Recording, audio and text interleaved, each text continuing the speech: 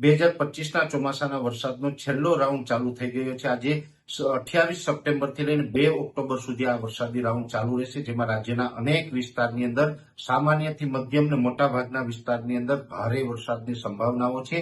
નમસ્કાર મિત્રો, કિસાન સંદેશ ચેનલમાં આપનું સ્વાગત છે। મિત્રો, હવામાન નિષ્ણાંત પરેશભાઈ ગોસ્વામી દ્વારા વરસાદને લઈને એક વધુ આગાહી કરવામાં આવી છે। મિત્રો, આ આગાહી છેલ્લે સુધી સાંભળવા ખાસ આગ્રહ કરું છું અને આ વિડીયોમાં ચોક્કસથી તમે કોમેન્ટ કરજો કે તમે કયા વિસ્તારમાં વિડીયો જોઈ રહ્યા છો અને તમારા વિસ્તારમાં વરસાદી માહોલ કેવો છે।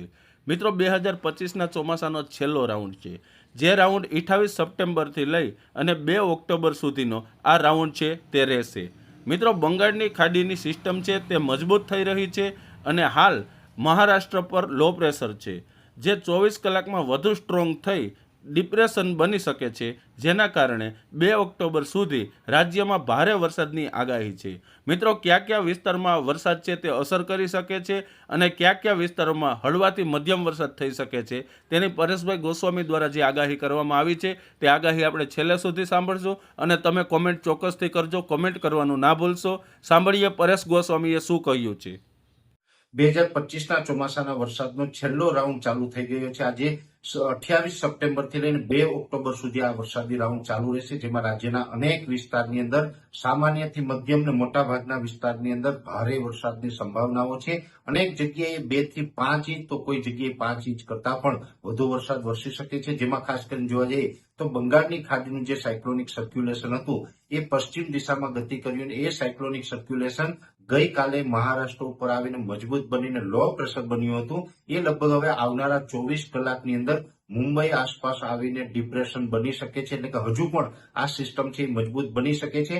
ડિપ્રેશન બનવાને કારણે આવનારા 24 થી 36 કલાક દરમિયાન મુંબઈની અંદર જનજીવન અસ્તવ્યસ્ત થઈ શકે છે। મુંબઈની અંદર ભારેથી અતિ ભારે વરસાદ નોંધાય તેવી શક્યતાઓ છે અને હવે આજે 28 સપ્ટેમ્બરથી ગુજરાતના પણ અમુક વિસ્તારની અંદર વરસાદની શરૂઆત થઈ છે, જેમાં સૌરાષ્ટ્રના વિસ્તારો અને દક્ષિણ ગુજરાતની અંદર વરસાદની શરૂઆત થઈ છે।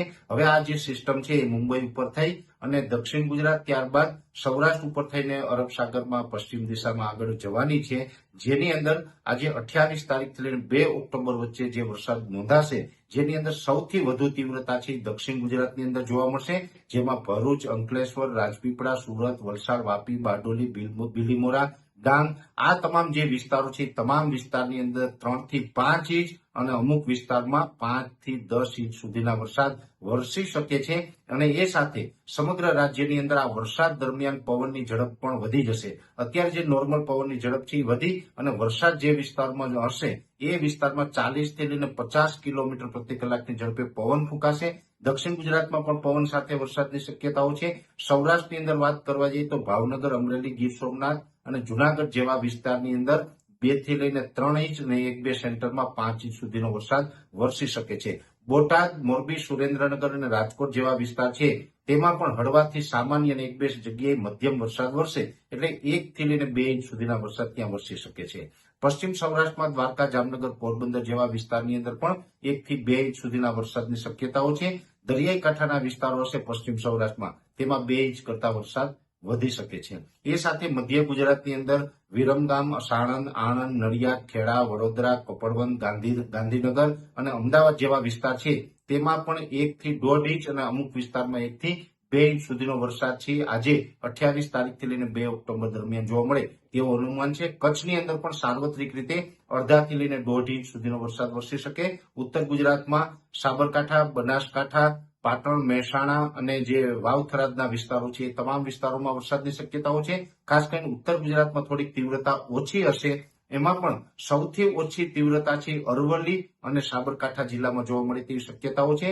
બનાસકાંઠા, પાટણ અને મહેસાણા જેવા વિસ્તારો છે, વાવ-થરાદના વિસ્તારો છે, તેમાં પણ અડધાથી લઈને 1 ઇંચ સુધીનો વરસાદ વરસે તેવી શક્યતાઓ છે। એકાદ સેન્ટરની અંદર થોડીક તીવ્રતા વધારે હશે, બાકી મોટા ભાગે ત્યાં વરસાદની તીવ્રતા નોર્મલ રહેશે। મધ્યપ્રદેશ બોર્ડરે મહીસાગર, દાહોદ, ગોધરા અને છોટાઉદેપુર જેવા વિસ્તારો છે ત્યાં પણ 1 થી 1.5 ઇંચ સુધીનો વરસાદ જોવા મળી શકે છે। એટલે ઓલ ઓવર ગુજરાતમાં જોવા જઈએ મેં જેટલા જિલ્લાના નામ જણાવ્યા છે તમામ જિલ્લાની અંદર વરસાદની શક્યતાઓ છે।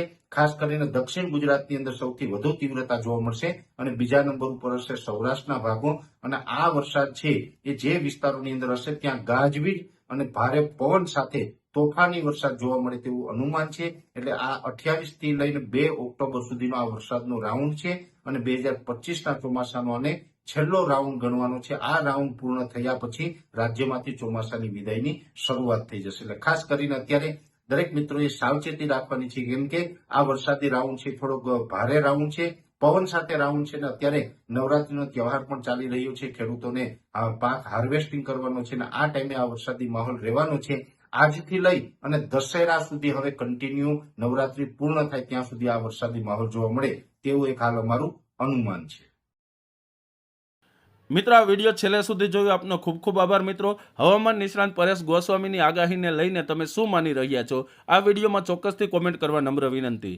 મિત્રો, આવા જ વિડીયો જોવા માટે, ખેડૂતોને લગતી માહિતી સાંભળવા માટે આ ચેનલને લાઇક, શેર અને સબસ્ક્રાઇબ કરવાનું ના ભૂલશો.